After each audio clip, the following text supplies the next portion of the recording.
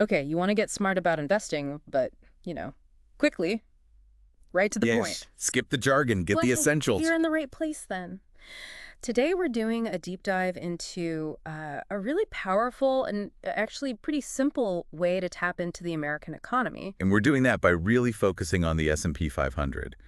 We've dug into some quite insightful material on Oh, that. yeah, and we're going to break down why it's considered such a cornerstone for investing. Makes sense. Exactly. So the S&P 500, you hear the name thrown around all the time. Constantly. On the news, everywhere. But at its core, it's basically just a collection. It tracks the stocks of 500 of the biggest companies based in the U.S. We're talking the real giants here. Think like Apple, Amazon, Google. Names you absolutely know, probably use their stuff every day. Right. And what's interesting is by tracking how all these 500 companies do together, Mhm. the S&P 500 gives you this kind of broad snapshot Mhm. of a huge chunk of the U.S. economy, how it's performing.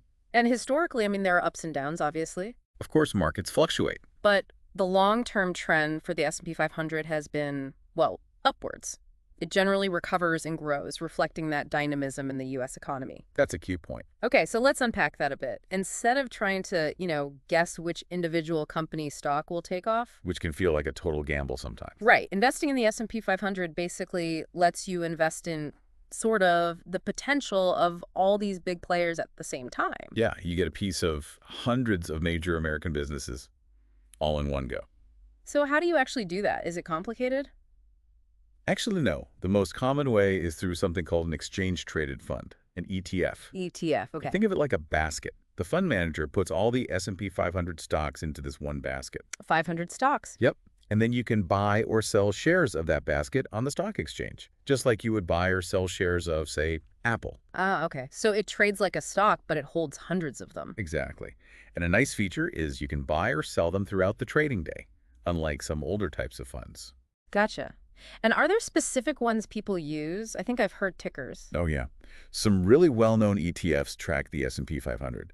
You'll often hear about SPY, that's SPY, or VOO. SPY and VO. Okay. Those are essentially your very straightforward gateways to investing in that whole index. And what about costs? Investing usually involves fees, right? It does.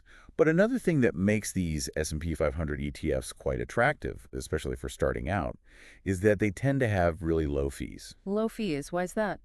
Well, because they're basically just designed to copy the index, the S&P 500 list. There isn't like a manager actively picking stocks day in and day out trying to beat the market. Ah, so it's more passive, less management, lower cost. Precisely. That passive management keeps the expense ratios, the fees, Yeah. generally quite minimal compared to actively managed funds. Okay, this is making sense. Low cost, easy access through ETFs like SPY, broad exposure. What about growth? That's what people want, right? Absolutely. And this is really interesting, the potential for long-term growth. History shows the S&P 500 has delivered significant growth over, the long haul. Right. It's definitely not about getting rich overnight. That's not the idea here. No, not at all. It's about participating steadily in the growth of these major American companies over years, even decades.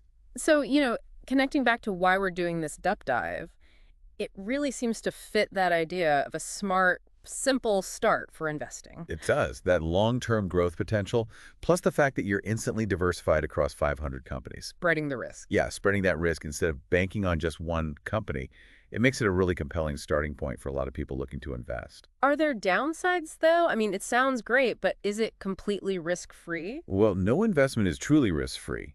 While it's diversified, the entire market can go down, right? Right. So the S&P 500 will go down too during market downturns. Okay, so it follows the overall market trend.